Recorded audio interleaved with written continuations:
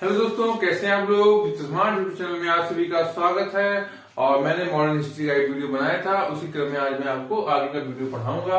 इस वीडियो में मैं आपको जो अंग्रेजों ने भारत पे किस तरीके से शासन किया, किस तरीके से वो अपनी कंपनियां स्थापित करी, उसके बारे में मैं आपको बताऊंगा, ताकि आप जब बुक्स से पढ़ें तो आपके कॉन्सेप्ट क्लियर हो सके।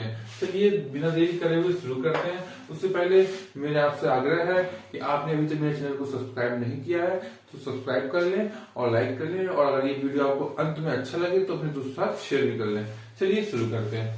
देखिए है यूरोपीय कंपनियों का आगमन, यानी कि जो उस समय दौर था औद्योगिकरण का। यूरोप में औद्योगिकरण की क्रांति हो चुकी थी। तो आपको मैं रफली मैप में आपको समझाने का प्रयास कर रहा हूँ। ये है आपका, मैं रफली मैप बना देता हूँ आप ताकि समझ लें। देखिए ये है भारत और ये है यूरोप, ये अफ्रीका है, ठीक है। तो इस वास्को डी गामा जब यहाँ से व्यापार करने जब यहाँ आए और अपने यहाँ से जो भी भारत के वस्त्र और मसाले थे उनको यहाँ से लाके जब उन्होंने यूरोप में भेजा तो उनको 60 गुना, समझ रहे आप, 60 गुना का उनको लाभ हुआ। ये लाभ यूरोपीय देशों को व्यापार करने के लिए, आकर्षित करने के लिए एक बहुत ही बढ़िया अमाउंट था। जबकि ये 60% जो लाभ हुआ था, 60 गुना, इसमें यहाँ के जो राजा थे मुगल सल्तनत के, उनको उनका टैक्स भी देना पड़ता था। यानी टैक्स देने के बाद भी उनको 60 गुना अधिक लाभ होता था। ये चीजें यूरोपीय देशों को आकर्षित करती थी। इसी के क्रम में अब हम लोग अंग्रेजों के बारे में पढ़ेंगे। 1600 ईस्वी में वहां पे तत्कालिक रानी थी महारानी एलिजाबेथ। उन्होंने 16 ईस्वी में एक कंपनी की स्थापना करी। उस समय उस कंपनी का नाम ईस्ट इंडिया कंपनी नहीं था। एक कंपनी की स्थापना करी और कंपनी से क्या कहा गया कि आप 15 वर्ष तक आप जाइए और भारत पूरब में, है ना, पूरब यानी कि भारत में आप शासन करिए। जाके शासन नहीं करिए, कहने का मतलब है आप वहां पे व्यापार करिए। व्यापार शासन तो बाद में उनको लगा कि अब मुझे राजनीतिक हस्तक्षेप भी करना पड़ेगा भारत में, क्योंकि अगर आपको अधिक लाभ अर्जित करना है तो हमें वहां पे कर से मुक्ति करनी पड़ेगी। वो मैं आपको आगे लॉजिक बताऊंगा। अंग्रेजों ने हमारे देश को कितना नुकसान पहुंचाया। तो अंग्रेजों ने 1600 ईस्वी में क्या किया, एक कंपनी की स्थापना करी और उसमें रानी कौन थी, एलिजाबेथ थी। और उसमें भारत में किसका शासन था मुगलों में, 1600 में अकबर महान का, ठीक है। 1600 ईस्वी में अकबर महान का शासन था। अब 1603 में क्या होता है, महारानी एलिजाबेथ खत्म हो जाती है और उसके बाद वहां पे राजा बनते हैं दूसरे। उनका नाम होता है जेम्स प्रथम, ये आप लिख लीजिएगा। 1603 में राजा बनते हैं जेम्स प्रथम, ठीक है। और उसमें यहाँ पे शासन किसका चल रहा था, भारत में अकबर का। तो 1603 में कैप्टन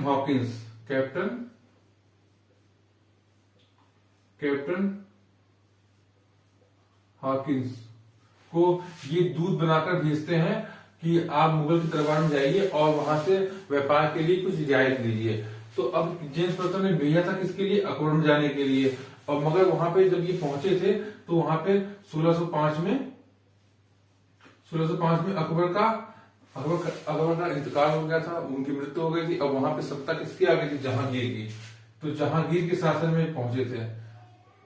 जहांगीर के शासन में 1608 ईस्वी में कैप्टन हॉकिंस पहुंचे जहांगीर के शासन में। और जहांगीर ने इनको एक उपाधि दी थी, खान की उपाधि। कैप्टन हॉकिंस को एक उपाधि दी थी, खान। ये आप ध्यान रखिए, जो जहांगीर ने कैप्टन हॉकिंस को किस उपाधि से सम्मानित किया था, तो आपका आंसर होगा खान की। ऑब्जेक्टिव में क्वेश्चन पूछते ही रहते हैं। तो उसके बाद कैप्टन हॉकिंस को वहां पहुंचा और उसके बाद अब ये यहाँ से तो उनको कैप्टन हॉकिंस जो है रियायत मिल गई जहांगीर की। उसके बाद क्या हुआ, 1608 ईस्वी में क्या हुआ, सूरत में पहली अंग्रेजों ने फैक्ट्री स्थापित करी। स्थापित करने का प्रयास किया, स्थापित हो नहीं पाई। वो जाके स्थापित कब हुई, 1613 ईस्वी। मगर पहली फैक्ट्री स्थापित हो गई थी कब, 1611 ईस्वी में। कहा, मुसलीपट्टनम में, ठीक है। किसी मुगलों से थोड़ा सा वाद विवाद होने के कारण सूरत में वो फैक्ट्री स्थापित नहीं हो पाई थी। मगर 1611 ईस्वी में मछलीपट्टनम में अंग्रेजों ने अपनी फैक्ट्री स्थापित कर दी थी। ठीक है, अब 1615 अब आते हैं 1600। देखिए क्रमवार पढ़ते हैं, क्रमवार। 1615 में दूसरा राजदूत भेजा गया, उसका नाम था सर टॉमस रो। ये भी किसके दरबार में गए थे? जहांगीर के दरबार में। सर टॉमस रो भी कहाँ गए थे? जहांगीर के दरबार में गए थे। ठीक है, इन्होंने भी क्या करा, व्यापार के लिए जहांगीर से रियायत पाने में ये भी सफल रहे थे।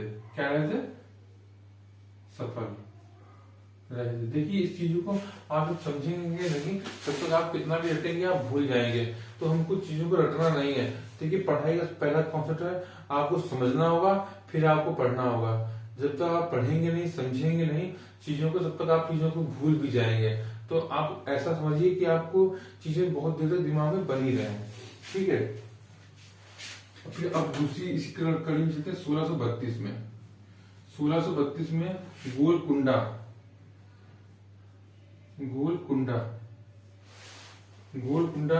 में जो है शासक द्वारा जो है ब्रिटेन को सुनहरा फरमान दिया था। गोलकुंडा के शासक ने अंग्रेजों को क्या दिया था? सुनहरा फरमान। ये ऑब्जेक्टिव बहुत क्वेश्चन पूछते थे, सुनहरा फरमान किसने दिया था? तो 1632 में। ज्ञात करना कठिन है, बहुत सरल है। 16 का 2 से गुणा करेंगे, 1632 और 1632 में गोलकुंडा के सुल्तान ने अंग्रेजों को क्या दिया था? सुनहरा फरमान। सुनहरा फरमान था क्या? इसमें था कि फ्री में बिना टैक्स के आप व्यापार कर सकते हो। गोलकुंडा के शासन ने अंग्रेजों से कहा कि आप फ्री में व्यापार कर सकते हो। इसी के क्रम में 1617 में शासक कौन था? फर्रुख सियर। कौन शासक था? फर्रुख सियर था। देखिए औरंगजेब के बाद जितने भी मुगल के शासक बने थे वो बहुत ही कमजोर थे। ठीक है ना, तो अब इनका जो उन्होंने रियायत दी थी वो बहुत ही फेमस है। उसको ब्रिटिश इतिहास में मैग्ना कार्टा भी कहा जाता है। मैग्ना कार्टा भी कहा जाता है। क्या था वो मैग्ना कार्टा? इतना अच्छा था, अंग्रेजों ने उसको मैग्ना कार्टा कहा था। क्या कहा था कि आप 3000 वार्षिक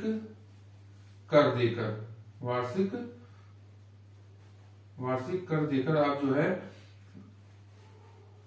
बंगाल में व्यापार कर सकते हैं। ठीक है, और क्या कर सकते हैं? और आप कर सकते हैं 10,000 वार्षिक कर देकर आप सूरत में भी व्यापार कर सकते हैं। और जो मुंबई, जिसको हम बंबई बोल रहे हैं, बंबई में आप जो सिक्के चलते थे, ठीक है, उसको पूरे भारत में चलाने का उन्होंने अनुमति दी थी। किसने? फर्रुख सियर। क्योंकि वो मुगल बादशाह था, तो उसने कहा था कि आप बंबई में चला रहे हैं तो आप पूरे भारत में भी सिक्कों भी चला सकते हैं। ठीक है, अब एक घटना घटती है, इसको मिटा देते हैं।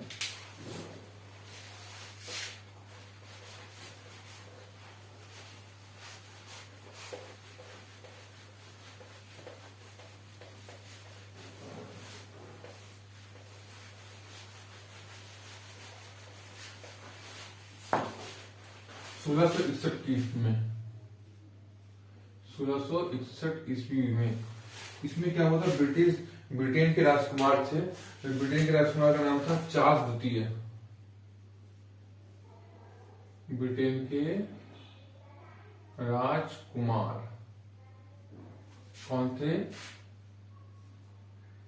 चार्ल्स द्वितीय। इनका विवाह किसके साथ किया गया था? पुर्तगाल की राजकुमारी, इनका नाम क्या था? कैथरीन के साथ हो गया था। ठीक है, जब इनके साथ हुआ तो पुर्तगाल के पास पुर्तगाल का उसमें जो था मुंबई पे कब्जा था। किसका? मुंबई पे। इस मुंबई को दहेज में, किसमें, दहेज में ब्रिटेन के राजकुमार चार्ल्स द्वितीय को दे दिया गया था। ठीक है, यानी पुर्तगाल की राजकुमारी का जब विवाह हो गया तो दहेज स्वरूप ब्रिटेन के राजकुमार चार्ल्स द्वितीय को मुंबई दहेज स्वरूप दे दिया था। इसको क्या किया गया था, इसको जो है 10 पाउंड वार्षिक किराए पे ब्रिटेन ने क्या किया, उसको इंग्लैंड ने ये कंपनी को दे दिया व्यापार करने के लिए। ठीक है, समझ रहे हैं आप। उसके बाद 1668 एक घटना घटती है। 1668 में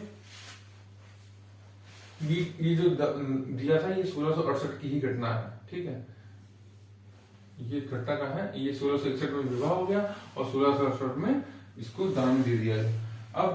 अब चलते हैं औरंगजेब। उसमें एक घटना और घटी थी, औरंगजेब।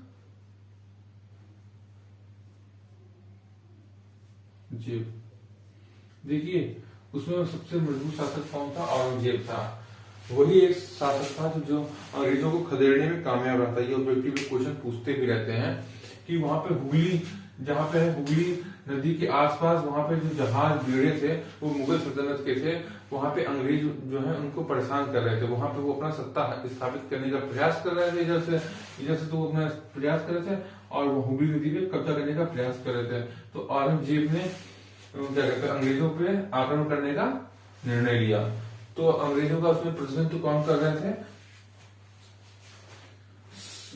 ये क्वेश्चन पूछते हैं, सर जॉन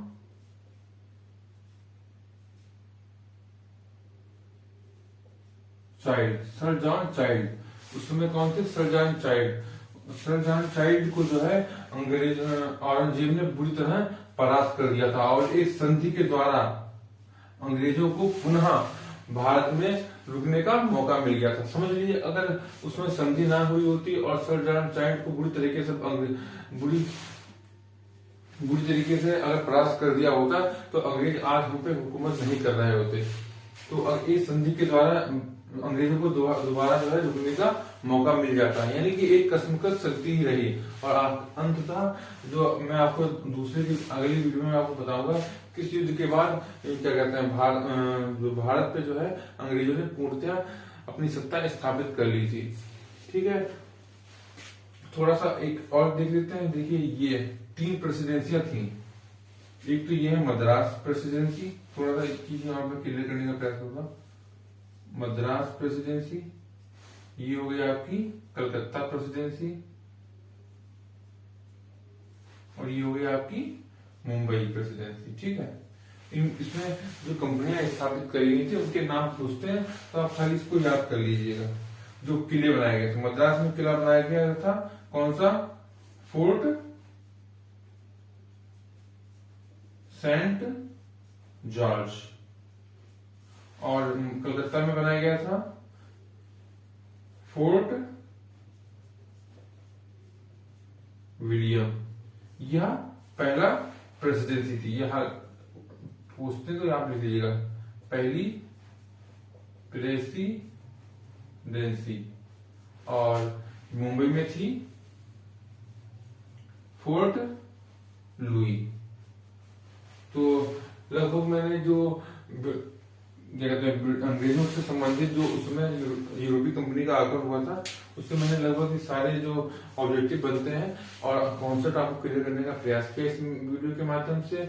और अगर आगे मैं आपको डच और अंग्रेजों के बीच में जो लड़ाई हुआ, कर्नाटक के जो प्रथम युद्ध, द्वितीय युद्ध हुए थे, उसका मैं वीडियो लेके आऊंगा और आप प्लीज कमेंट्स के माध्यम से बताइएगा आपको ये वीडियो कैसे लगा। ठीक है, मिलते हैं मैं आपको नेक्स्ट वीडियो में। प्लीज अगर आपको अच्छा लगा तो प्लीज दोस्तों के साथ ये वीडियो शेयर भी कर दें।